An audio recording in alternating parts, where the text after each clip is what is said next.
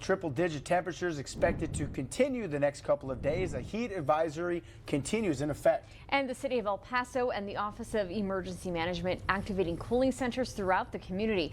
ABC-7's Brianna Bettis joins us live with more tips to stay safe in this heat. Brianna?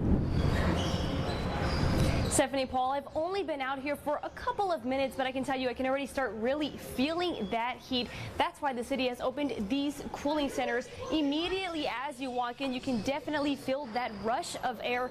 Fire officials now saying that if you can stay indoors, please do so.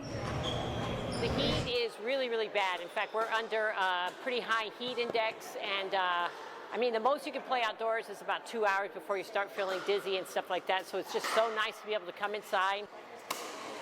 People taking their hobbies indoors as temperatures soar in the borderland. We're expecting temperatures well over the hundreds. So this is the first heat wave we have in 2024. Therefore, we're opening the cooling centers. Cooling centers activated for those who need to take a break from the heat. There's air conditioned, and also we have water, we have some snacks.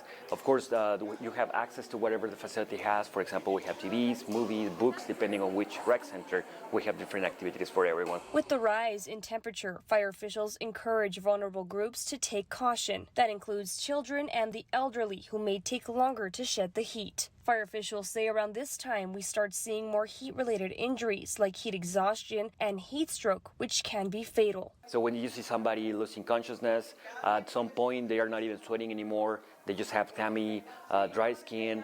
And then, as I said, they start losing consciousness. That's usually signs of heat stroke. So you should call 911 and stay with the person until help arrives. And fire officials want to remind the community that if you work outdoors, you might want to use the buddy system to make sure that coworker that you have with you can check on those heat symptoms. They also want to remind the community to check in on elderly family members to make sure they're doing all right. Now, the cooling centers will be open until 8 p.m. You can find more information on our website, kvia.com. For now, reporting in West El Paso, Brianna Bettis, ABC 7.